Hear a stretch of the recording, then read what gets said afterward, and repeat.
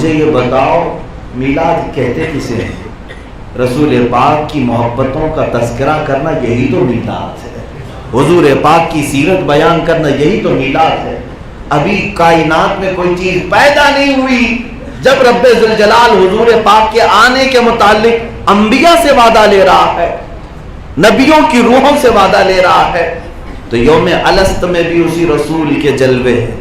بلکہ آپ کو میں بتاؤں، اس رسول پاک صلی اللہ تعالیٰ علیہ وسلم کی میلاد پاک کے سلسلے میں ہزاروں دلیلیں ہیں، لیکن بات صرف اتنی ہے کہ دل صاف ہونا چاہیے۔ دلیل تو بہت ہے، دل اگر صاف نہ ہو تو کوئی دلیل اسے کام بھی نہیں آتی۔ جس کے دل میں کڑن ہو، جلن ہو، اسے عیب ہی نظر آئے گا، اور جس کے دل میں محبت مصطفیٰ ہو، قلب پاک ہو، وہ اپنے نبی کی محبت میں یہ تمام چیزیں قبول بھی کرے گا۔ عزیزان گرامی وقار، سیدنا آدم علیہ الصلوۃ والتسلیم کی جب ولادت ہوئی، آپ کو مٹی پانی سب سے گوندا گیا، اور آپ کی روح کو جب آپ کے جسم میں ڈالا گیا، جانتے ہیں آپ کی تخلیق کے متعلق شیخ عبدالحق محدث دہلوی رحمۃ اللہ تعالی علیہ نے فرمایا کہ آدم علیہ السلام کی جب تخلیق ہوئی، آپ کی شکل بنائی گئی تو روح پھونکی گئی، اس میں روح باہر آ گئی۔ جسم کے اندر روح قرار نہیں پا رہی تھی، اس لیے کہ جسم مٹی کا ہے اور روح نور ہے، روح نور ہے اللہ کا، تو یہ باہر آ جاتی۔ کئی مرتبہ ایسا ہوا تو پھر اللہ تعالیٰ نے آدم علیہ السلام کی پیشانی میں نور محمدی کو رکھا۔ اس کے بعد آدم علیہ السلام کے جسم میں روح ڈالی گئی، آپ بیدار ہوئے اور آپ نے آنکھیں کھولی، تو جیسے ہی آپ کی آنکھیں کھلی سب سے پہلا کلمہ آپ کو جو نظر آیا، لا الہ الا اللہ محمد رسول اللہ۔ سیدنا آدم علیہ السلام عرش کے پایوں پر، عرش کے دروازوں پر یہ لکھا ہوا دیکھا، جنت کے درختوں پر یہ لکھا ہوا دیکھا، یہ کلمہ طیبہ ہے۔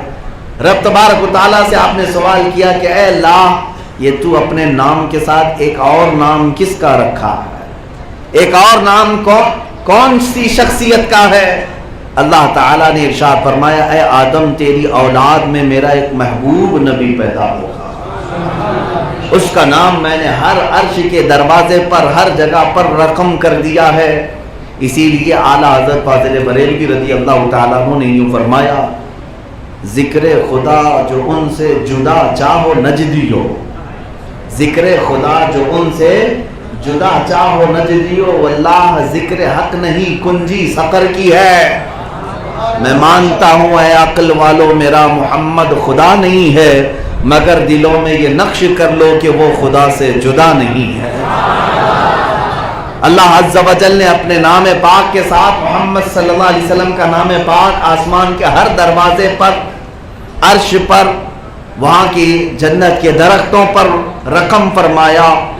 اب خود رسول پاک صلی اللہ تعالی علیہ وسلم سے آپ کے نور کی تخلیق کے بارے میں بھی سوال کیا گیا، یا رسول اللہ صلی اللہ تعالیٰ علیہ وسلم، اللہ تعالیٰ نے دنیا میں سب سے پہلے کس چیز کو پیدا کیا؟ سب سے پہلے کون سی چیز بنی؟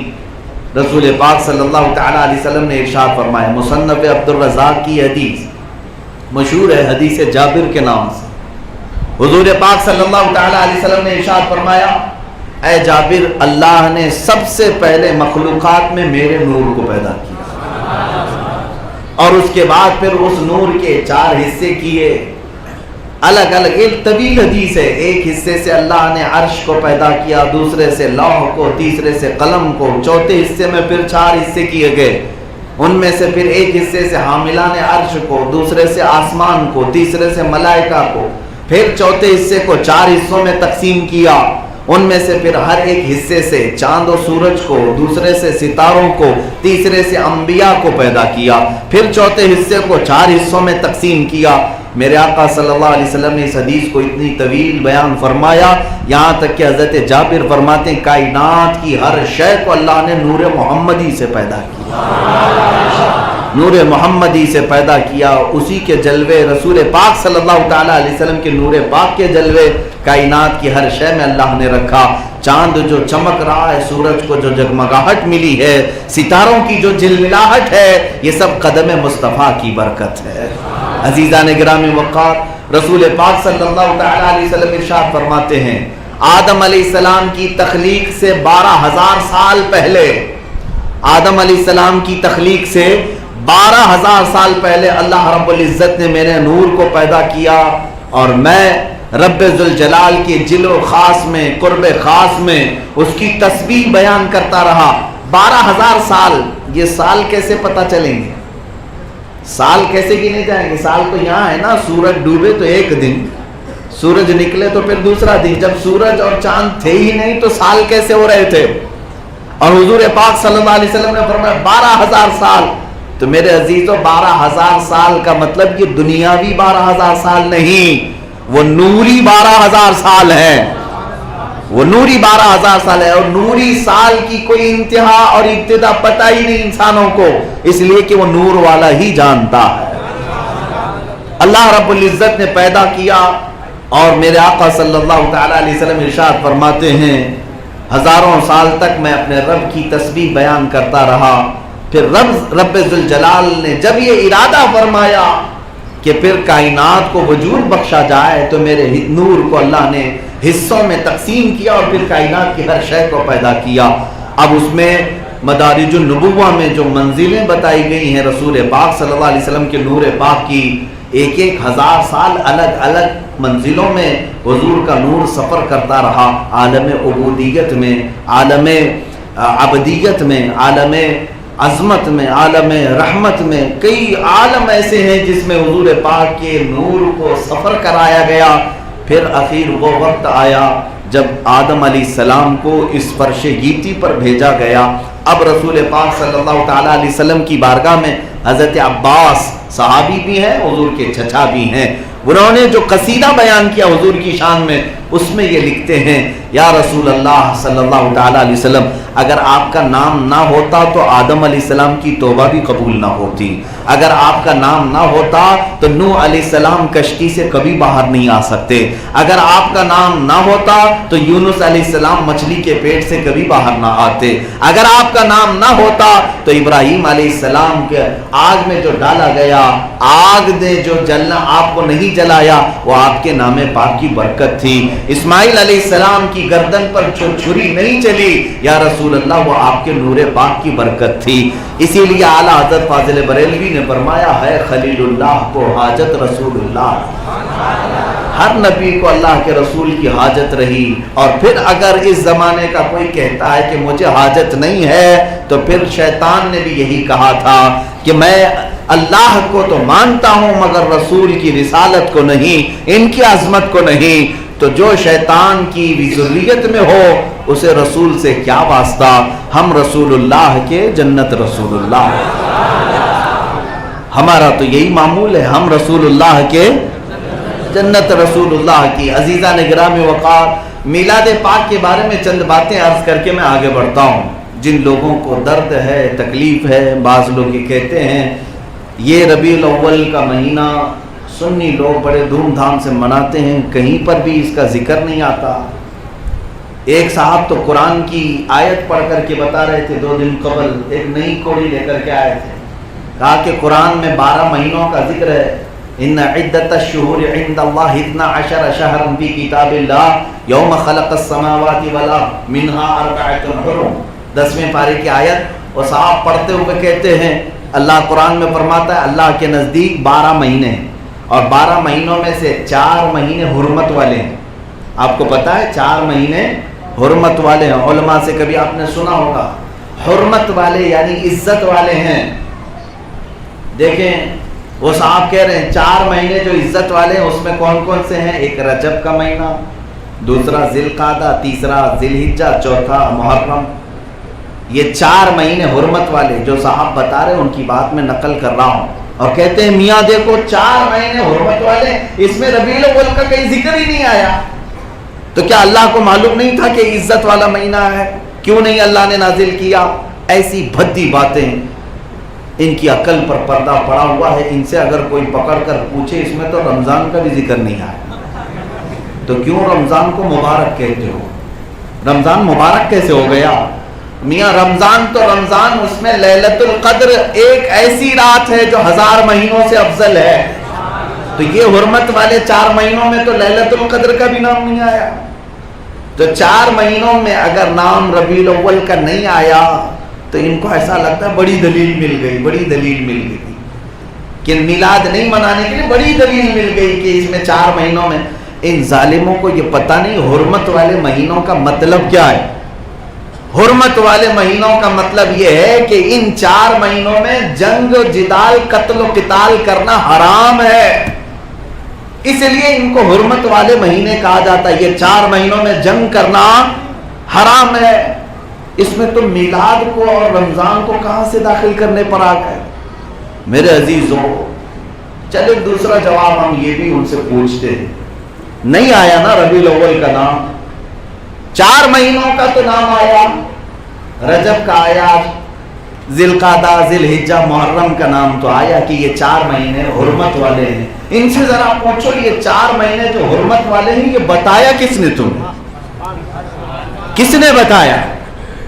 بات تمہیں کہنی پڑے گی کہ رسول اللہ نے بتایا. بات تمہیں کہنی پڑے گی کہ یہ بات بھی کس نے بتایا؟ رسول اللہ نے بتایا. کہ قرآن کس پر نازل ہوا؟ رسول اللہ پر.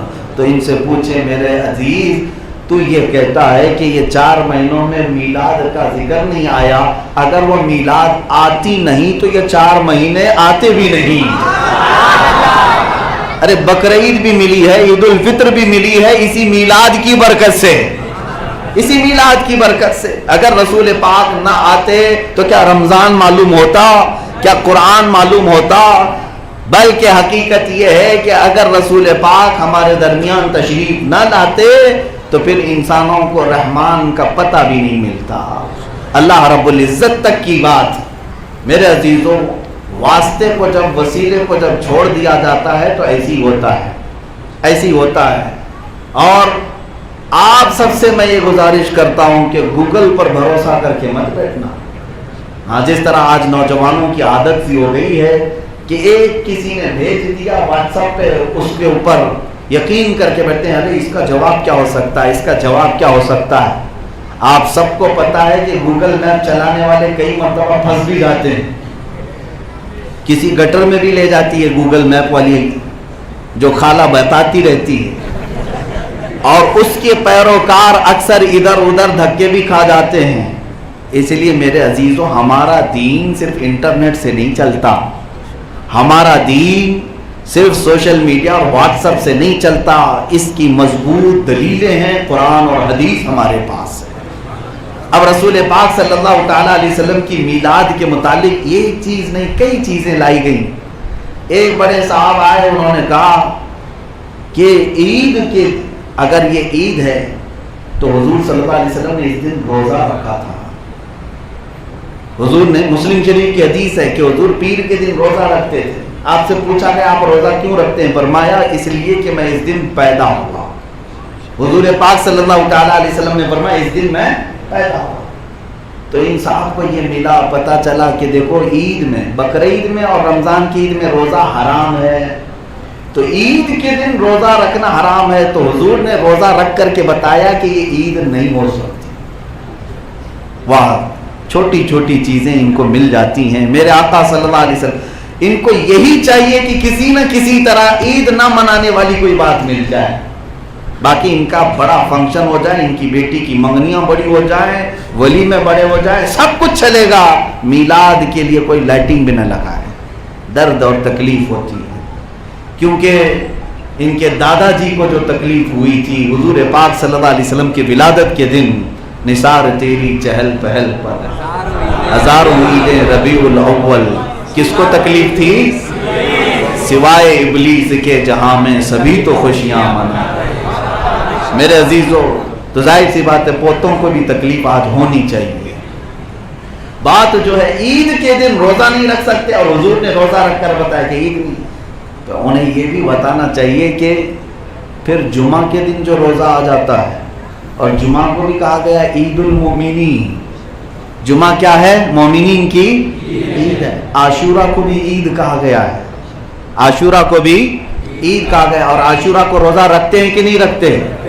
میرے عزیزوں وہ صرف 2 عیدوں کے لیے خاص ہے، بقرعید اور رمضان کی عید کے ان 2 دنوں میں روزہ رکھنا حرام ہے، باقی عیدوں کے لیے کہیں پر بھی کسی حدیث میں نہیں کہا گیا کہ ان دنوں میں روزہ رکھنا حرام ہے۔ یہ تو زبردستی کا یہ لے کر کے آئے کہ میلاد کے دن حضور روزہ رکھ کر بتایا کہ عید نہیں ہو سکتی، بلکہ ہم تو کہتے ہیں حضور نے روزہ رکھ کر بتایا کہ یہی عید ہے، کیونکہ اللہ رب العزت کی بارگاہ میں خوشی کا جو طریقہ ہے وہ روزہ بھی ہے اور نماز بھی ہے۔ جیسے ہم عیدگاہ میں جا کر نماز پڑھ کر کے خوشی کا اظہار کرتے ہیں، عید کے دن روزہ رکھ کر کے بھی خوشی کا اظہار کیا جا سکتا ہے۔ اور ایک صاحب نے کہا کہ اچھا اگر آپ منا رہے ہیں تو یہ اب آپ کی بات ہے، اب جا کر کے یہ سب منانے لگ گئے، پہلے کیوں نہیں منایا؟ مکہ والے حضور کو پیدا ہوتے ہوئے سامنے دیکھا انہوں نے، لیکن انہوں نے تو نہیں منایا۔ یہ بھی بڑی بات ہے کہ حضور صلی اللہ علیہ وسلم جب مکہ میں پیدا ہوئے تب خوشیاں نہیں منائی گئیں، خوشیاں نہیں منائی گئیں، تو پھر آج کیوں آپ منا رہے ہیں 1400 سال کے بعد؟ پہلی بات تو ہم جو بھی یہ سوال کرے اس سے پہلے یہ طے کر لو کہ رسول پاک صلی اللہ علیہ وسلم جس وقت پیدا ہوئے تھے مکہ میں کافر تھے کہ مسلمان تھے؟ سارے لوگ کفار و مشرکین تھے سوائے حضرت بی بی آمنہ اور حضرت عبد المطلب کے، سارے لوگ کیا تھے؟ کافر تھے، ایمان لائے ہوئے نہیں تھے۔ تو ہم ایمان والوں کی بات کر رہے ہیں، کافروں کی بات نہیں کر رہے۔ کافر اگر حضور کی آمد کی خوشی نہ منائے تو ہمیں کیا فرق پڑتا ہے؟ اور اگر تمہارا بھی لنک ان سے ہے تب بھی ہمیں کیا فرق پڑتا ہے؟ ہم یہ چاہتے ہیں کہ ایمان والے منائے تھے کہ نہیں منائے تھے یہ بتاؤ۔ حضور پاک صلی اللہ علیہ وسلم کی ولادت کی خوشی ایمان والے منائے تھے یا نہیں منائے تھے؟ 2 ایمان والے تو مکہ میں تھے، بی بی آمنہ اور حضرت عبد المطلب۔ روایتیں پڑھو تو پتہ چلے حضرت بی بی آمنہ نے کیا بیان کیا اور حضرت عبد المطلب نے کیا بیان کیا۔ عبد المطلب کہتے ہیں یہ 12ویں شب تھی، صبح صادق کا وقت تھا، فجر کے وقت میں طواف کعبہ میں مشغول تھا، اچانک میں نے خانہ کعبہ کو دیکھا، بی بی آمنہ کے گھر کی طرف جھکا ہوا نظر آ رہا ہے۔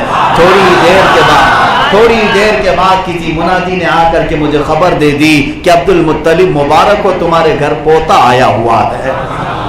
یہ حضرت عبد المطلب نے بیان کیا۔ حضرت بی بی آمنہ کی روایتیں ابھی میں آگے چل کر کے بتاتا ہوں، دونوں نے خوشیاں منائی ہیں اور خوشیوں کا اظہار بھی کیا ہے۔ حضرت بی بی آمنہ کی ایک ہی بات اگر میں بتا دوں وہ کسی کو نصیب میں نہیں ہے، کسی کے نصیب میں نہیں۔ فرماتی ہیں مصطفیٰ کریم صلی اللہ علیہ وسلم کی ولادت سے پہلے میری پیشانی سے ایک نور نکلا اور میرے گھر کی دیواریں ایسے شک نظر آنے لگی کہ میں اس نور سے مکہ میں بیٹھ کر کے ملک شام کے محلات دیکھ رہی تھی، بصرہ کے محلات دیکھ رہی تھی۔ 1000 کلومیٹر سے زیادہ دور کا فاصلہ ہے مکہ سے ملک شام، اور بصرہ 1000 کلومیٹر سے زیادہ کا فاصلہ ہے۔ بی بی آمنہ فرماتی ہے میں اپنے گھر میں مکہ میں بیٹھ کر ملک شام کے محلات کو چمکتا ہوا دیکھ رہی تھی۔ یہ کون؟ حضرت بی بی آمنہ کہہ رہی ہے وہ نبی نہیں ہے، وہ رسول نہیں ہے، بلکہ نبی کو 9 ماہ اپنے پیٹ میں رکھا تھا۔ جس کے پیٹ میں مصطفیٰ ہوں اس کی آنکھوں کا حال یہ ہے، تو بذات خود مصطفیٰ کی آنکھوں کا حال کیا ہوگا؟ اٹھ گئی جس طرف دم میں دم آ گیا، اس نگاہ عنایت پہ لاکھوں سلام۔ میرے عزیزو، رسول پاک صلی اللہ تعالیٰ علیہ وسلم کی ماں نے بھی خوشیاں منائی، حضرت عبد المطلب نے بھی خوشیاں منائی۔ اور جو صاحب یہ کہہ رہے مکہ والے نہیں منائے تھے، ہمیں کیا فرق پڑتا ہے؟ نہیں منائے تھے، آج بھی نہیں منا رہے، تب بھی ہمیں کیا فرق پڑتا ہے؟ لیکن ہمارے پاس ایک دلیل ہے۔ تم مکہ والوں کو فالو کر رہے ہو، آؤ میں تمہیں بتاتا ہوں۔ مکہ والے تو کافر تھے اس وقت، نہیں منائے، لیکن حضور کی زندگی پاک جب 53 سال کی ہوئی، مکہ چھوڑ کر میرے آقا جب مدینہ ہجرت کر کے آ رہے تھے، اب مجھے بتاؤ کہ مدینے والوں نے کیا اکیلے 2 آدمیوں نے حضور کو بلایا تھا؟ روایتیں اب سناتا ہوں میں آپ کو۔ جب میرے آقا مدینے آنے والے تھے، اللہ اللہ، مدینے والوں کو لاکھوں سلام، 1 دن نہیں 2 دن نہیں 9 دن سے میرے آقا کا انتظار کرتے ہوئے گھروں سے باہر نکل آئے تھے۔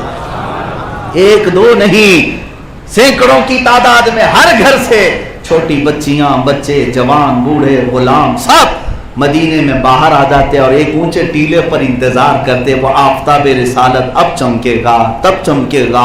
9 दिन के बाद मस्जिद अक्सा से हुजूर पाक सल्लल्लाहु ताला अलैहि वसल्लम मदीने की तरफ जैसे ही आने लगे, खुशियों का ठिकाना नहीं था। बच्चियों के हाथ में दफ आ गए और हबशी गुलामों के हाथों में नेज़े और भाले आए और रक्स करते हुए सबों ने गुनगुनाया, तलअल बद्रु अलैना मिन सनियातिल वदाई वजब शुक्र अलैना मा दआ लिल्लाहि दाई। ये किसके नगमे हैं जो आज तक हमारी मस्जिदों से गूंजते हैं, हमारे सलातो सलाम में पढ़े जाते हैं? मेरे अजीजों, ये मदीने वालों ने ही तो मनाया था। अब तुम पूछते हो हुजूर के आने पर खुशियां नहीं मनाई गई थी। हो सकता है मक्का के काफिरों ने नहीं मनाया था, मदीने के ईमान वालों ने तो मनाया था। और अल्हम्दुलिल्लाह हमें फख्र है, हम मक्का के काफिरों की इक्तिदा नहीं करते, मदीने के ईमान वालों की इक्तिदा करते हैं। अल्लाह ने हमारे हिस्से में मदीने वाले ईमान वालों की इक्तिदा रखी है, हम उनकी पैरवी करते हैं। जब मेरे आका सल्लल्लाहु ताला अलैहि वसल्लम तशरीफ लाए, अब जुलूस का भी बड़ा मसला है। जुलूस कहाँ से है, जुलूस कहाँ से आया? जुलूस की भी बड़ी तकलीफें लोगों को है। मैं आपको क्या बताऊं, कल सिर्फ मैंने एक स्टेटस ही रखा था जो हजारों को खलने लगा। मेरे घर पर आज नोटिस लगाई गई। हाँ, ये मुझे बताने में भी कोई खौफ और डर नहीं है। आपको अगर मैं बताऊं, शायद मेरा नंबर किसी के पास हो, तो इतना ही मैंने लिखा था। कल की शाम या रात के वक्त मैंने सिर्फ इतना लिखा था, जुलूस तो निकलेगा चाहे अकेले ही क्यों ना निकलना पड़े। इतनी बात मैंने लिखा बस, और कुछ भी नहीं। लब्बैक या रसूल अल्लाह। इसमें कुछ गलत हुआ? भाई परमिशन नहीं है, ठीक है, कोविड-19 है, ठीक है, लेकिन अकेले आदमी के लिए तो कोई परमिशन नहीं लगती। आप 144 लगाओ, 188 लगाओ, एक आदमी के लिए तो नहीं है पाबंदी। हमने सिर्फ इतना लिखा कि जुलूस तो निकलेगा चाहे अकेला ही क्यों ना निकलना पड़े। इतनी तकलीफ हो गई हमारी जुबान से इतने निकले हुए जुमले से कि मेरे घर पर लाकर वो प्रिंट भी निकाल करके लाए और चिपका करके गए। क्या आपने ये स्टेटस पर लगाया है जिसकी वजह से पूरे हिंदुस्तान भर में खलबली मच सकती है? अल्लाहु अकबर। सिर्फ एक स्टेटस से इतना हो सकता है, तो फिर अंदाजा करो कि हर शेर जब होशियार होगा, मेरे मुस्तफ़ा करीम सल्लल्लाहु ताला अलैहि वसल्लम के गुलामों में हर गुलाम होशियार होगा। मियाँ, हम किसी को छेड़ने की बात नहीं कर रहे हैं। हमने कहा कि जुलूस लेकर के किसी को मारने जा रहे हैं, जुलूस लेकर के किसी को कत्ल करने जा रहे हैं। हम तो गुलामी मुस्तफ़ा में निकलने की बात कर रहे हैं, अमन अमान और खैर सगाली की दावत देने की बात करते हैं। लेकिन इस बात पर भी तकलीफ तो हुई। अब हमें ये नहीं पता कि पुलिस को तकलीफ हुई कि नेता को तकलीफ हुई, किसको तकलीफ हुई ये हमें नहीं मालूम, लेकिन इतना जरूर मालूम है सिवाय इब्लीस के जहां, सिवाय इब्लीस के जहां में सभी तो खुशियां मना रहे हैं। अल्हम्दुलिल्लाह हम तो रसूलुल्लाह वाले हैं और हुजूर पाक की मिलाद मनाने वाले हैं और जुलूस करने वालों में से हैं। जिसे तकलीफ हो वो इब्लीस की इक्तिदा करे। अब मैं जो बात कर रहा हूँ, जुलूस की बात बीच में आई, कहाँ से है, तब भी जवाब यही देना। मेरे आका सल्लल्लाहु अलैहि वसल्लम जब मदीने में दाखिल हुए थे, पूरे मदीने वालों ने हुजूर के साथ जुलूस की शक्ल में मेरे आका का इस्तकबाल किया। ये जुलूस सनियतुल वदा की घाटियों से चलता हुआ अबू अय्यूब अंसारी के मकान पर खत्म हुआ। हुजूर पाक उसमें बनफ्से नफीस तशरीफ फरमा थे। हम उसी जुलूस की यादगार में हर 12वीं को अपने घरों से निकलकर सड़कों पर आते हैं और हमारा तो अकीदा ये होता है, वो आएंगे आते होंगे अभी आएंगे, वो आएंगे आते होंगे अभी आएंगे, यही सोच के हमने महफिल को सजा रखा है। और जुलूस पाक में सारे लोग खुशबुओं में मुअत्तर होते हैं, सरों पर टोपियां, गुस्ल के साथ पाक साफ होकर एक अजीब समा होता है। ऐ मुसलमानों, आज 12वीं शब है, मस्जिद खचाखच भरी हुई है, यहाँ का मौसम भी, क्या हमारे दिलों में ये बात नहीं आती है? क्या ये समा देखकर, ये नूरानी मंजर देखकर जो मीलाद की रात गुजारने आए हैं, क्या ये बात हमारे दिलों में नहीं आती है? हवा की खुशबू बता रही है, वो जुल्फ अपनी लहरा रहे हैं। ہوا کی خوشبو بتا رہی ہے، وہ زلف اپنی لہرا رہے ہیں، سواری طیبہ سے چل پڑی ہے، حضور تشریف لا رہے ہیں۔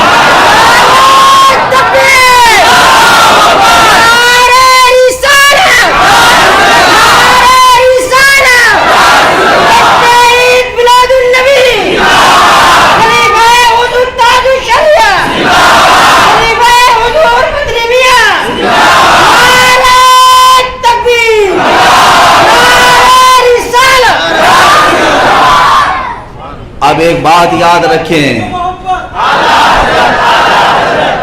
رسول پاک صلی اللہ تعالیٰ علیہ وسلم کی بات ہے، ہم اس کا جلوس نہیں نکالتے، تم جس کے جھنڈے لے کر گھومنا چاہتے ہو گھومو، ہمارا تو معمول یہ ہے کسی کی جے وجے کیوں پکاریں، کیا غرض ہم کو، کسی کی جے وجے کیوں پکاریں، کیا غرض ہم کو، ہمیں کافی ہے سید اپنا نعرہ، ہمیں کافی ہے سید اپنا نعرہ، بس ہم اللہ کے حبیب صلی اللہ علیہ وسلم کی محبت میں نکلتے ہیں۔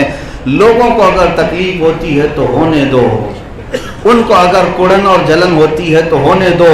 ارے میاں یہاں پر بڑی بڑی سیاسی پارٹیوں کے ریلیوں میں کبھی کورونا نہیں آیا، کبھی نہیں آیا، اس وقت کورونا بہت سارے سنیاس میں بیٹھا ہوا ہوتا ہے، کہیں نہیں آیا، تیوہار میں نہیں آیا، بہت سارے سیاسی پارٹیوں کے الیکشن کیمپیننگ میں نہیں آیا، ابھی سننے میں آیا ہے کہ ان کا سنیاس ختم ہوا اور جلوس میں آنے والا ہے، جلوس میں آنے والا ہے۔ آپ سب سترک رہیں، سوشل ڈسٹینسنگ برقرار رکھیں۔ میرے عزیزو، ہزار باتیں آنے دو لیکن ایک نعرہ ہمارا ہوگا، ایک نعرہ ہمارا ہوگا، حشر تک ڈالیں گے ہم پیدائش مولا کی۔ تم آج کی بات کرتے ہو کہ یہ 12ویں کو نکلیں گے، 14ویں کو نکلیں گے، نہیں میاں، حشر تک ڈالیں گے ہم پیدائش مولا کی دھوم، مثل پارس نجد کے قلعے گراتے جائیں۔ اور سنو، تکلیف ہوتی ہے تو ہونے دو، خاک ہو جائیں عدو، خاک ہو جائیں عدو جل کر، مگر ہم تو رضا، دم میں جب تک دم ہے ذکر ان کا سناتے جائیں، دم میں جب تک دم ہے ذکر ان کا سناتے جائیں گے۔ عزیزان گرامی وقار، ہم نے اپنے بچوں کو تعلیم بھی یہی دی ہے اور آئندہ بچوں کو یہی سکھا کر کے بڑا کرنا کہ اس کے نام پر نہیں، میں سو جاؤں یا مصطفیٰ کہتے کہتے، میں سو جاؤں یا مصطفیٰ کہتے کہتے، کھلے آنکھ میری صلی علی کہتے کہتے، جس کی صبح شام مصطفیٰ کے نام پر ہوتی ہو، جس کا جینا مرنا مصطفیٰ کے نام پر ہوتا ہو، تم یاد رکھنا اس کے قدموں کو، اس کی زبان کو نہیں روک سکتے۔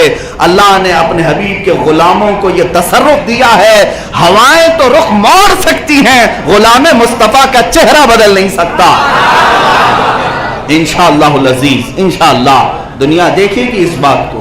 اب حضور پاک صلی اللہ تعالیٰ علیہ وسلم کی ولادت با سعادت کی یہ کرامت والی ساعت ہے، اللہ ضرور اس میں ہمیں برکات عطا کرے گا۔ جو آئے ہیں وہ ضرور رحمتوں سے لبریز ہو کر جائیں گے۔ شیخ عبدالحق محدث دہلوی رحمۃ اللہ علیہ فرماتے ہیں، مکہ مکرمہ میں ایسی ایک محفل میں حاضر تھا جہاں حضور کی میلاد پڑھی جا رہی تھی، حضور کی مولود پڑھی جا رہی۔ اس محفل میں جیسے ہی شریک ہوا، تھوڑی دیر کے بعد میرے جسم کے رونگٹے کھڑے ہو گئے اور میں محسوس کرنے لگا کہ اچانک ایک بہت تیز روشنی پھیلی ہے اور آسمان تک جا رہی ہے، اس گھر کی چھت سے لے کر اوپر تک اور پوری محفل میں، اور تھوڑی دیر کے بعد گھوڑے کے ہنہنانے کی آوازیں آنے لگی۔ شیخ عبدالحق محدث دہلوی فرماتے ہیں، کشف سے یہ پتہ چلا کہ اس محفل پاک میں اللہ کے مخصوص فرشتوں کا نزول ہوا، اور فرماتے ہیں ہر وہ محفل جہاں ذکر مصطفیٰ ہوگا، اللہ کے کچھ مخصوص فرشتے ایسے ہیں جو اس مجلس کو اپنے رحمت کے پروں سے ڈھانک لیا کرتے ہیں۔ یہ بات بعید نہیں ہے، طیبہ مسجد میں بیٹھی ہوئی اس مجلس کو بھی اللہ کے فرشتوں نے اپنی رحمتوں سے ڈھانکا ہوا، اپنے رحمت والے پروں سے ڈھانکا ہوا ہے۔ اسی لیے میرے عزیزو، اب بات ہمیں کرنی ہے حضور پاک صلی اللہ علیہ وسلم کی، ہمیں کرنی ہے شہنشاہ بطحا کی رضا جوئی۔ وہ اپنے ہو گئے تو رحمت پروردگار اپنی۔ ہمارا ذکر جو آج ہے وہ میرے مصطفیٰ کریم صلی اللہ علیہ وسلم کی ذات پاک ہی ہے۔ اللہ تبارک و تعالیٰ نے ایسا رسول ہمارے درمیان مبعوث فرمایا جس کے لیے اتنے القاب، اتنے اوصاف آئے کہ جن کے متعلق बहुत सारे बुजुर्गों ने लिखा अल्लाह ने आदम अलैहिस्सलाम को जो खुसूसियात अता की वो मेरे मुस्तफ़ा को अता की, नूह अलैहिस्सलाम को जो नजाबत दी गई थी वो अल्लाह ने अपने हबीब को भी अता की, इब्राहीम की खिल्लत उनको दी गई, इस्माइल अलैहिस्सलाम की सबात कदमी आपको दी गई, दाऊद अलैहिस्सलाम की सदाकत आपको दी गई, यूसुफ अलैहिस्सलाम का हुस्न व जमाल आपको दिया गया, मूसा अलैहिस्सलाम का जलाल आपको दिया गया, ईसा अलैहिस्सलाम का जमाल आपको दिया गया, हुस्न यूसुफ दमे ईजा यदे बैज़ादारी, आंचे खूबा हमा दारंद तू तन्हादारी। या रसूल अल्लाह, सारे अंबिया के मौजज़ात और कमालात आपको तन्हा अल्लाह ने अता किया। आला हजरत ने इसी को अपने शेर में यूं फरमाया, जात हुई इंतखाब वस्फ हुए लाजवाब, जात हुई इंतखाब वस्फ हुए लाजवाब, नाम हुआ मुस्तफ़ा तुम पे करोड़ों, नाम हुआ मुस्तफ़ा तुम पे करोड़ों दुरूद। उस रसूल पाक सल्लल्लाहु तआला अलैहि वसल्लम को अल्लाह ताला ने हम जैसे गुनहगारों के दरमियान जो मबूस फरमाया, अंदाज़ा तो करो ए मोमिनो हमारी कौन सी हैसियत है, हमारी क्या हैसियत है और आज हम किस हैसियत के साथ जी रहे हैं। अल्लाह ने कितना बड़ा इनाम नाजिल किया।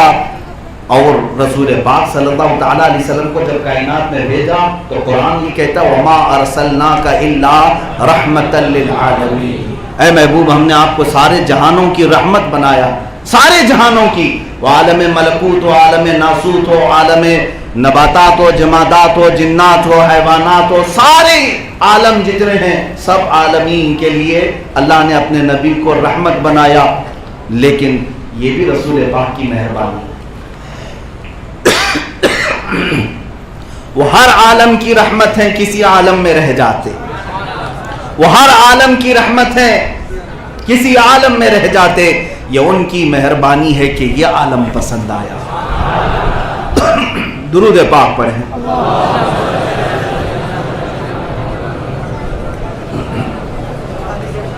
रसूल पाक सल्लल्लाहु तआला अलैहि वसल्लम का हमारे दरमियान मबऊस होना, अजीज़ान गिरामी औक़ात, विलादत बासआदत जिसके तज़किरे होने हैं, अल्लाह ताला ने जो रसूल पाक सल्लल्लाहु अलैहि वसल्लम को भेजा, हुजूर खुद फरमाते हैं मेरी हैसियत ऐसे है जैसे किसी ने एक पूरा महल बनाया, पूरा महल बनाया और उसमें एक ईंट की जगह खाली छोड़ दी, क्या वो महल कंप्लीट माना जाएगा?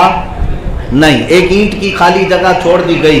हुजूर पाक सल्लल्लाहु अलैहि वसल्लम फरमाते हैं वो आखिरी ईंट मैं मोहम्मद हूँ, वो आखिरी ईंट मैं मोहम्मद हूँ। अल्लाह ने सारे नबियों को भेजा, सारे नबियों को भेजा, लेकिन सब नबियों में कमाल जो पैदा किया वो मेरे मुस्तफ़ा की ज़ात से पैदा किया। अब सुनिए तवज्जो से मेरे अजीज़ों, रसूल पाक सल्लल्लाहु तआला अलैहि वसल्लम ने एक चीज़ ये इरशाद फरमाई कि अना तिलकल लबीना, मैं वो आखिरी ईंट हूँ।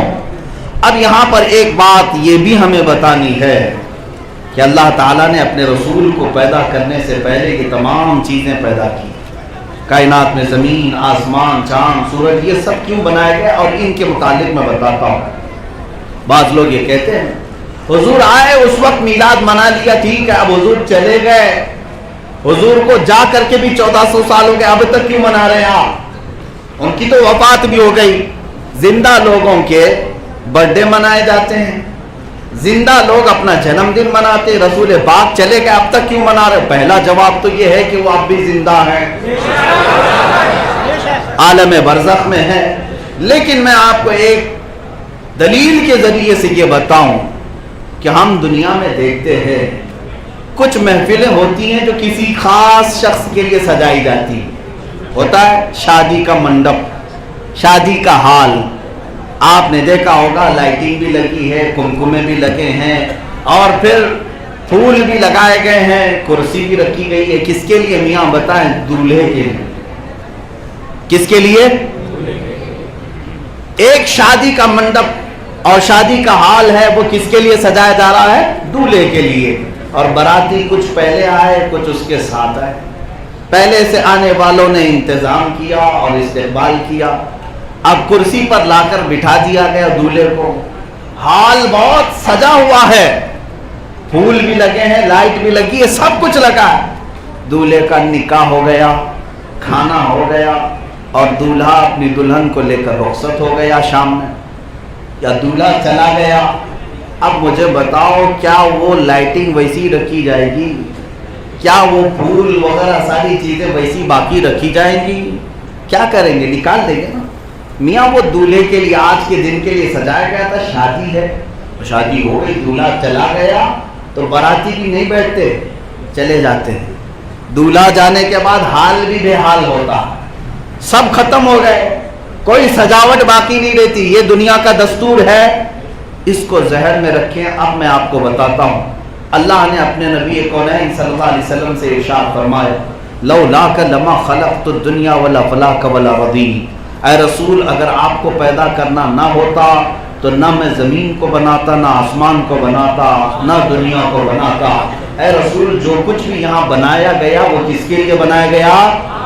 آپ کے لیے بنایا گیا، رسول پاک صلی اللہ علیہ وسلم کے لیے بنایا گیا۔ اب میں بتاتا ہوں آپ کو، یہ زمین کا بچھونا بچھایا گیا، آسمان کی چھت تانی گئی اور اس میں سجاوٹ کے لیے تاروں کو جگمگاہٹ دی گئی، چاند و سورج کو جھلملایا گیا، درختوں کے کمکمے لگائے گئے، دریاؤں کی موجیں بہائی گئی، یہ ساری کائنات کی سجاوٹ بنائی گئی۔ اور پھر آدم علیہ السلام سے لے کر عیسیٰ علیہ السلام تک براتیوں کی شکل میں نبیوں کو بھیجا گیا۔ سارے انبیاء آئے، ہر نبی نے اس آخری نبی کا ہی قصیدہ پڑھا، ہر نبی نے کہا میں اصل نہیں، میرے بعد آنے والے ہیں جن کا نام نامی محمد ہوگا۔ ہر نبی نے اس نبی کے آنے کی بشارتیں دی۔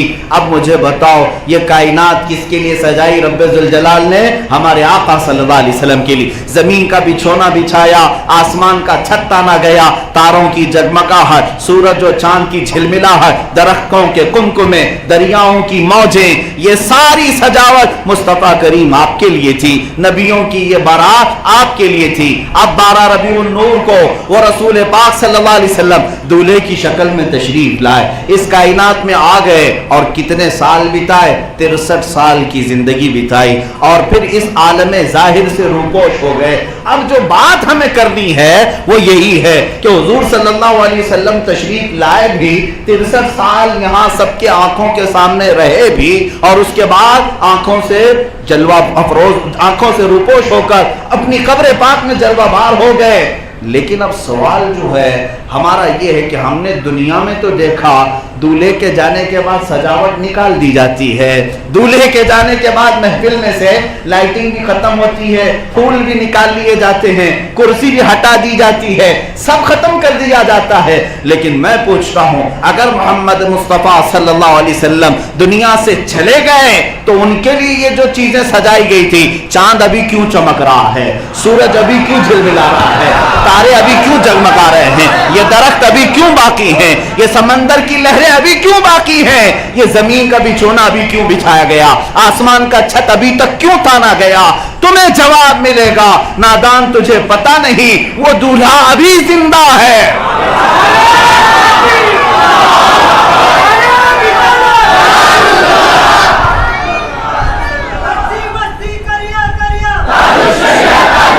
تم جس کے متعلق یہ بات کر رہے ہو وہ دلہے عام ہوتے ہیں جن کے جانے کے بعد سجاوٹ نکال لی جاتی ہے، لیکن محمد مصطفیٰ صلی اللہ تعالیٰ علیہ وسلم کی ذات پاک ایسی ہے کہ ان کے آنے کے لیے یہ سب سجایا گیا اور وہ اپنی قبر میں ہیں تب بھی یہ چیزیں باقی رکھی گئی، اس لیے کہ قبر میں وہ فطرت کے تقاضوں کے اعتبار سے رب ذوالجلال کے وعدوں کے مطابق موت کی چادر کو تو انہوں نے اوڑھ لیا، لیکن ہمارا عقیدہ یہ ہے تو زندہ ہے واللہ، تو زندہ ہے واللہ، میری چشم عالم سے چھپ جانے والے، چمک تجھ سے پاتے ہیں سب پانے والے، میرا دل بھی چمکا دے چمکانے والے۔ اور ایک بات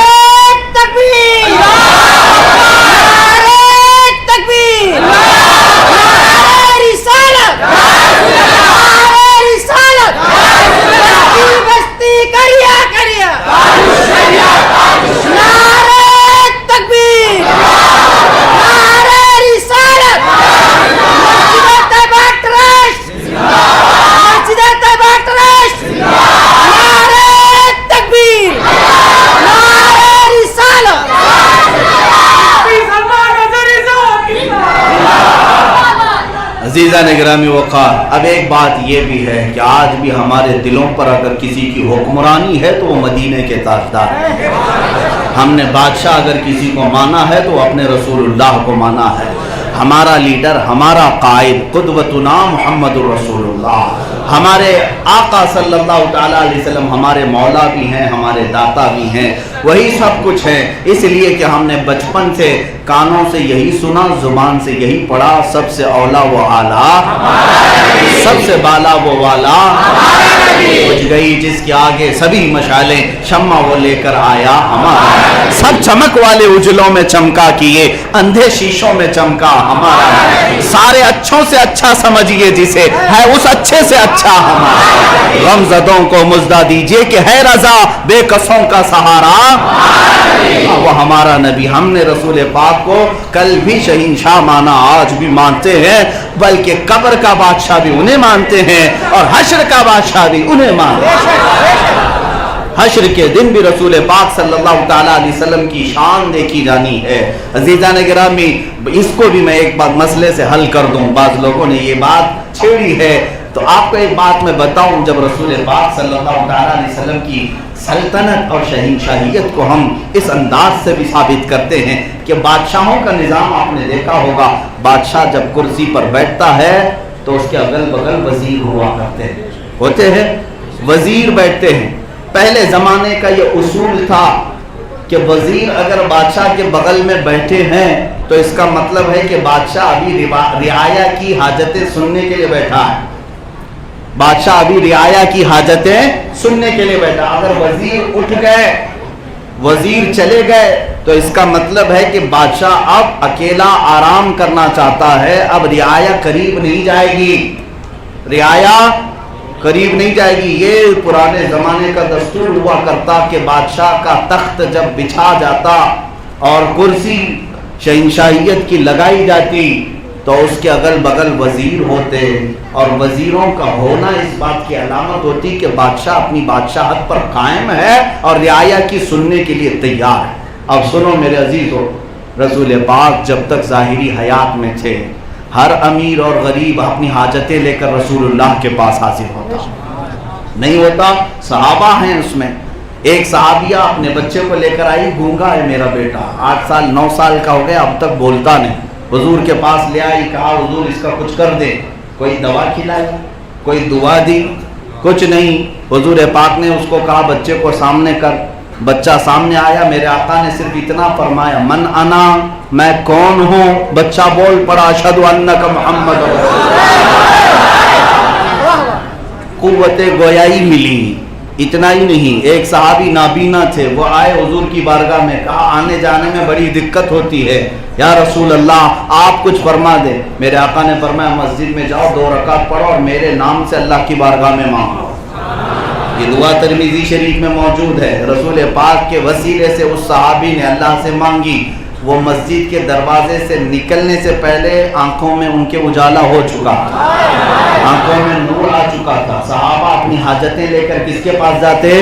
رسول پاک کے پاس جاتے۔ گناہ ہو جائے تو حضور کے پاس جائیں، بیماری ہو تو حضور کے پاس جائیں۔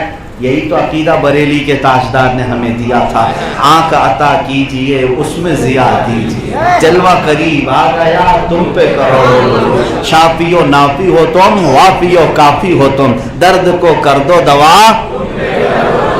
یہ مانگنے کا طریقہ بھی ہمیں صحابہ سے ملا ہے، یہ صرف بریلی کا عقیدہ نہیں ہے، بریلی والے نے صحابہ کا عقیدہ لیا ہے۔ بریلی کا عقیدہ کہاں سے آیا؟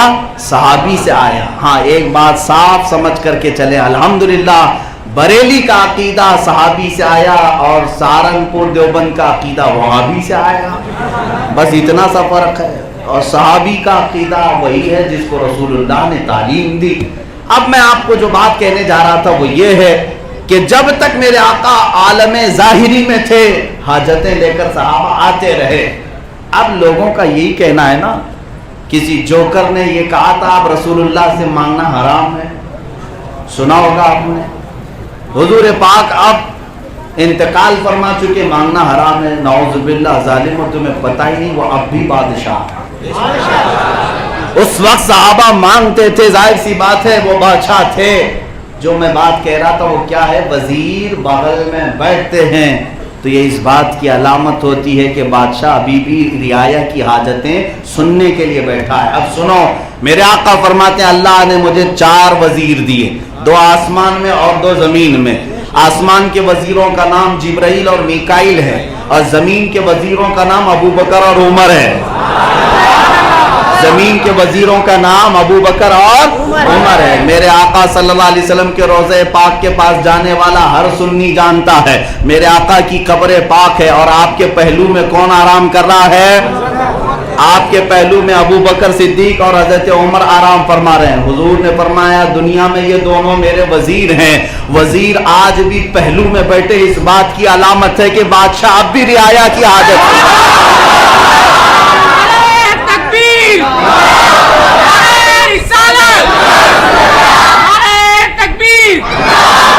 اتنا ہی نہیں، مفتی سلمان اظہری صاحب، اتنا ہی نہیں میرے عزیزو، وہ رسول پاک کے پہلو میں ابھی صدیق اکبر بھی جلوہ بار ہیں، فاروق اعظم بھی جلوہ بار ہیں۔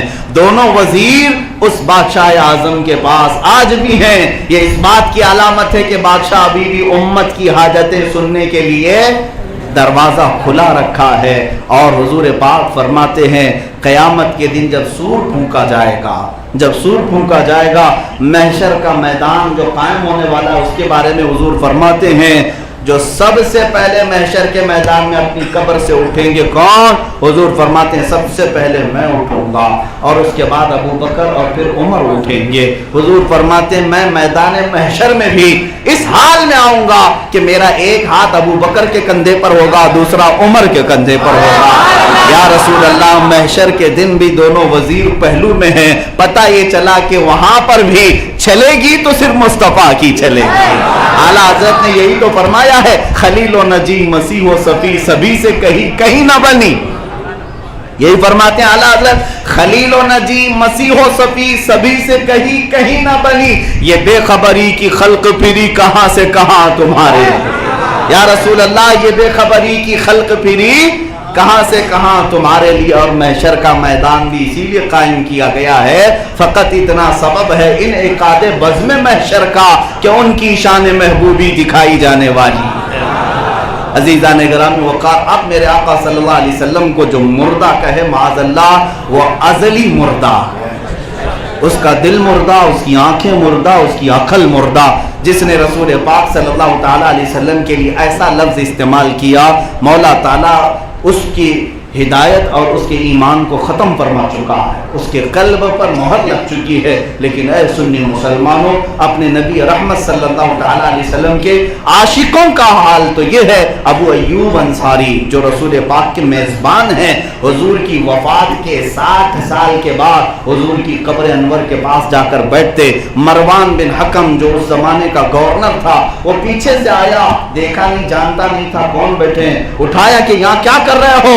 ابو ایوب انصاری صحابی کا عقیدہ سنیں، کہتے ہیں لم آتی بحجر بل آتی الی رسول اللہ، میں کسی پتھر کے پاس نہیں آیا، میں اللہ کے رسول کے پاس آیا۔ صحابہ کا بھی یہی عقیدہ تھا کہ قبر میں جانے کے بعد بھی وہ اللہ کے رسول ہی ہیں، وہ اللہ کے رسول ہیں۔ میرے عزیزو، اسی لیے تو آج بھی ہمارے کلمے میں یہی ہے لا الہ الا اللہ محمد رسول اللہ۔ لا الہ الا اللہ کا مطلب کیا ہے؟ اللہ کے سوا کوئی معبود نہیں۔ محمد رسول اللہ، اس کا معنی کیا ہے؟ محمد اللہ کے رسول ہیں کہ تھے؟ اللہ اکبر۔ اللہ نے اتنی عقل تو مسلمانوں کو دی، گرامر عربی کے نہیں جانتے پھر بھی کہتے ہیں محمد اللہ کے رسول۔ تو ان ظالموں کو کیوں نہیں سمجھاتے جو کہتے مر کر مٹی میں مل گئے؟ معاذ اللہ، ہم کلمے میں بھی کہتے محمد اللہ کے رسول ہیں، محمد اللہ کے رسول ہیں۔ اس کا مطلب ہے کہ آج بھی میرے آقا صلی اللہ علیہ وسلم رسول ہیں، کل بھی تھے اور قیامت تک رہیں گے۔ حضور پاک صلی اللہ تعالیٰ علیہ وسلم عالم برزخ میں آج بھی باحیات ہیں۔ اب آئیے جو بات شان مصطفیٰ صلی اللہ تعالیٰ علیہ وسلم کے متعلق ہے، وہ چند باتیں میں آپ کے سامنے عرض کروں۔ رسول پاک کے مقام کو ہم غریب اور ہم غلام کیا بیان کریں، در حقیقت ہم اپنی شان ہی بلند کرتے ہیں۔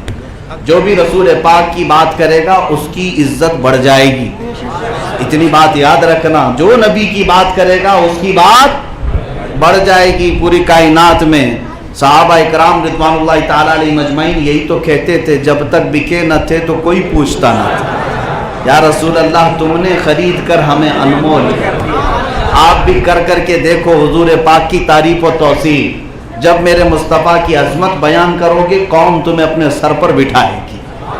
یہ اللہ تبارک و تعالیٰ کا دستور ہے، جو نبی کی عزت کرے گا اللہ پوری کائنات سے اس کی عزت کروائے گا، اس کی عزت کروائے گا۔ آج یہاں طیبہ مسجد منبرہ کی سرزمین پر یہاں موجود کوئی آدمی ایسا نہیں ہوگا جس نے اعلیٰ حضرت کو دیکھا ہے۔ کوئی دیکھا ہے؟ نہیں دیکھا، لیکن نعرہ لگتا ہے عشق محبت عشق محبت۔ میں پوچھتا ہوں کیوں میاں تمہارے خاندان کے تھے، کیا تمہارا کوئی رشتہ ہے؟ ننیالی ددیالی رشتہ ہے؟ کچھ نہیں۔ آپ یہی کہیں گے کہ صرف اس لیے نعرہ لگتا ہے کہ وہ اعلیٰ حضرت قلم اٹھاتے تھے تو صرف نعت مصطفیٰ کیا کرتے تھے، اور انہوں نے ہی ہمیں یہ سکھایا ہے، سرور کہوں کہ مالک و مولا کہوں تجھے، باغ خلیل کا گل زیبا کہوں تجھے، اللہ رے تیرے جسم منور کی تابشیں، اے جانے جام میں جانے تجلی کہوں تجھے۔ جب ان کے زمانے میں ظالم یہ کہہ رہے تھے پیٹ پیچھے کا علم نہیں ہے، دیوار پیچھے کا علم نہیں ہے، اور گدھے کے خیال کے آنے سے بدتر کہا جا رہا تھا معاذ اللہ رب العالمین، ایسے زمانے میں اعلیٰ حضرت فاضل بریلوی نے قلم اٹھا کر کے کہا، کیا کہا؟ تیرے تو وصف عیب تناہی سے ہیں بری، حیران ہوں میرے شاہ میں کیا کیا کہوں تجھے، لیکن رضا نے ختم سخن اس پہ کر دیا، خالق کا بندہ خلق کا آقا کہوں تجھے۔ دنیا چاہے کچھ بھی کہے، بریلی کے امام نے جو ایک عشق ہمیں دیا ہے وہ عشق کو فالو کرو، دیکھنا تمہارے دل حضور سے کتنا قریب ہو جاتے ہیں۔ میرے عزیزوں، آج جو ہماری زبانوں میں بولنے کی سلاست آئی ہے یہ صرف اعلیٰ حضرت رضی اللہ تعالیٰ عنہ کی تعلیمات کی دین ہے۔ عزیزان گرامی، میں بات کس بات کی کر رہا تھا؟ جو رسول اللہ کی بات کرے گا رب تبارک و تعالیٰ اس کا بھی نام کبھی مرنے نہیں دیتا، اس کا بھی نشان مٹنے نہیں دیتا، بے نشانوں کا نشان مٹتا نہیں، مٹتے مٹتے نام ہو ہی جائے گا۔ عزیزان گرامی، رسول پاک صلی اللہ تعالیٰ علیہ وسلم کی عزت کرنے والے، تعریف کرنے والے ایک دو نہیں، ہزاروں کی تعداد میں آپ کو بتاؤں کہ نام اب بھی ہمارے درمیان زندہ ہے۔ مولائی صلی وسلم دائما ابدا علی حبیبک خیر الخلق کلہم، یہ قصیدہ برہ پڑھتے ہیں کہ نہیں پڑھتے؟ 700 سال ہو گیا جس نے یہ قصیدہ لکھا تھا وہ امام شرف الدین بوصیری، حضور کی محبت میں ڈوب کر کے لکھا تھا، غموں کے آنسو بہا کر کے لکھا تھا، حضور کو تنہائی میں یاد کر کے لکھا تھا، اور اللہ کو اتنا پسند آیا، میرے رسول کو اتنا پسند آیا کہ ان کے زمانے میں اپنی چادر سے بھی انہیں نوازا، ان کی فالج کی بیماری کو بھی دور کیا۔ اتنا ہی نہیں، آج بھی میں نے دیکھا ہے مدینہ طیبہ میں روضہ رسول پر جب حاضری ہوئی، میری آنکھوں سے دیکھی ہوئی بات عرض کرتا ہوں، حضور کے حجرے میں جو جالیاں ہیں، داخل ہونے کا جو دروازہ ہے، اس دروازے کی کڑی پر آج بھی امام بوصیری کا شعر لکھا ہوا ہے، هو الحبیب الذی ترجا شفاعته لکل حول من الاحوال مقتحم۔ کتنے 100 سال ہو گئے لیکن رسول اللہ نے اپنے قدموں میں ان کو قبول فرمایا ہے۔ جو نبی کی شان بیان کرے گا وہ کبھی مٹتا نہیں، مٹتے مٹتے نام۔ ہاں، اسی لیے میں یہ بار بار کہتا ہوں، جو لوگ ڈرتے ہیں اور ڈراتے ہیں کہ مولانا مار دیے جاؤ گے، جیل میں بند کر دیے جاؤ گے، آپ کے اوپر کیس ٹھوک دیے جائیں گے، آپ کو پھانسی چڑھا دی جائے گی، سب کر لیا جائے، کوئی فرق نہیں پڑتا، ہمیں اتنا پتا ہے کہ تم سب مل کر مار تو سکتے ہو، مردہ کبھی نہیں کر سکتے۔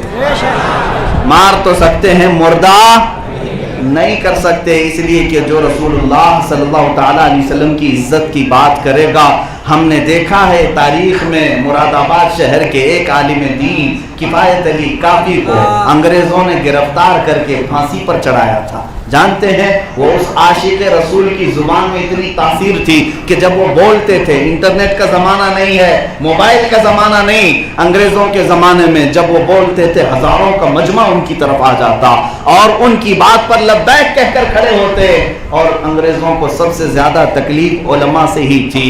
آج بھی ان کی اولاد کو علماء سے ہی تکلیف ہے، آج بھی عالم دین کی زبان کو بند کرو، نیتاؤں کو کھلی چھوٹ دے دو، کچھ بھی بکتے رہیں، کیا بول رہے ہیں پتہ بھی نہ چلے، لیکن عالم دین اگر بولے تو بھڑکاؤ بھاشن کرنے والا ہے، اس کو پکڑو اور اس کو اندر کرو، کیونکہ انہیں پتہ ہے اگر دل بدلتے ہیں تو اللہ نے علماء کی زبان میں وہ طاقت رکھی۔ किफायत अली काफी को 7 दिन तक गर्म स्त्री जिस्म पर फेरते थे, चमड़ी जल जाती तो नमक छिड़कते थे, नमक छिड़क करके भी उनके दिल को ठंडक नहीं हुई। मुरादाबाद शहर के एक चौराहे पर ले जाकर के किफायत अली काफी को फांसी पर चढ़ाया। फांसी पर जाने से पहले उस आशिक रसूल ने ये सारे मजमे को सुनाया भी था, कोई गुल बाकी रहेगा ना चमन रह जाएगा, पर रसूलुल्लाह का दीन हसन रह जाएगा। सब फना हो जाएंगे हश्र तक, लेकिन काफी नाम हजरत का जुबानों पर चलन रह जाएगा। आप ये गुनगुनाते हुए फांसी पर तो चढ़ गए, फंदे पर चढ़ गए। अंग्रेजों ने बड़ा जश्न मनाया, बड़ा जश्न मनाया कि ये जो बहुत बोलता था, लोगों को जमा करता था, हमने उसे फांसी पर चढ़ा दिया। एक बड़ी चीज का हमने खात्मा कर दिया। अब इनको कौन जमा करेगा, कौन इकट्ठा करेगा? इन जालिमों को पता नहीं निजाम कुदरत क्या है। किफायत अली काफी मुरादाबाद शहर के थे, वहीं पर इनको फांसी दी गई। अंग्रेज जश्न मनाने में मसरूफ थे, एक हक बोलने वाले को हमने फांसी पर चढ़ा करके खत्म कर दिया। जो लोगों को जमा करता था उसको फना कर दिया, हमेशा के लिए उसे यहाँ से भेज दिया। ये जश्न मना रहे थे, उन्हें पता नहीं उसी मुरादाबाद शहर में किफायत अली काफी के इंतकाल के चंद साल भी नहीं गुजरे थे कि मौला ने बरेली में इमाम अहमद रजा को पैदा कर दिया। क्या फर्क पड़ा? किफायत अली काफी ने तो जगाया था मुरादाबाद वालों को, बरेली का इमाम जब जगाने लगा तो पूरी दुनिया वाले जाग गए। फिर हर एक को उठाया, उस कलम पाक की बरकत थी, रसूल पाक की मोहब्बत ही डाली, मोहब्बत ही भरा। जो कुछ भी कहा सिर्फ रसूलुल्लाह की बात की। जब लोग आए भी अपनी तारीफ कराने के लिए, तब भी बरेली के इमाम ने यूं कहा, करो मदह अहले दुवल रजा, पड़े इस बला में मेरी बला, मैं गदा हूं अपने करीम का, मेरा दीन पारे ना नहीं। अज़ीज़ा ने गिरामी वक़ार, रसूल पाक सल्लल्लाहु ताला अलैहि वसल्लम की शान जो बयान करता है, शान मुस्तफ़ा, उसकी जुबान कभी आलूदा नहीं होने देगा रब ताला, उसका नाम मिटने नहीं देगा रब ताला। अब मेरे मुस्तफ़ा करीम सल्लल्लाहु ताला अलैहि वसल्लम की शान बयान करने वाले और कितने लोग आए दुनिया में, उनका कोई शुमार हो सकता है? मुश्किल है, मुश्किल है, किसी का शुमार नहीं कर सकते आप। हुजूर पाक सल्लल्लाहु ताला अलैहि वसल्लम की तारीफ बयान करने वालों में सहाबा भी थे, ताबईन भी थे, औलिया भी थे, कामिलीन भी थे, मुज्तहिदीन भी थे, सब थे। हाँ, अक्सर का कसीदा और अक्सर की तारीफें हुजूर तक पहुंची भी और हुजूर ने उन्हें कबूल भी किया। आज इस नीयत के साथ मौलूद की महफिल में बैठो, इस नीयत के साथ कि हम रसूलुल्लाह की तारीफ सुन रहे, किसी दुनियादार की नहीं। हम अपने नबी की तारीफ सुनने के लिए बैठे हैं, किसी की जय विजय पुकारने के लिए नहीं बैठे। ये 200 रुपए देकर लाया हुआ मजमा नहीं है, ये 500 रुपए में खरीद कर लाया हुआ मजमा नहीं है मेरे अजीजों, ये मुफ्त में आया हुआ मजमा, बल्कि यहाँ पर गर्दन देने वाला मजमा है। जिस दिन पुकारा जाएगा नबी के नाम पर, तुम क्या देते हो? खोटे सिक्के नहीं, हम अपनी गर्दन लेकर बैठे हैं। हाँ, हुजूर पाक सल्लल्लाहु ताला अलैहि वसल्लम की तो एक खुसूसियत है। मैं पढ़ रहा था, मुझे एक अजीब इत्तेफाक हुआ। अदीब लायलपुरी का एक शेर जिसको मैंने समझा था। बुखारा और समरकंद 2 शहर हैं। एक बादशाह ने अपने महबूब को गिफ्ट में दे दी। किस बात पर? वो अपनी महबूबा से इतनी मोहब्बत करता था कि उसके चेहरे पर उसके रुखसार पर एक तिल था। उस तिल को देखकर फिदा हुआ और समरकंद और बुखारा 2 शहर गिफ्ट में दे दिया।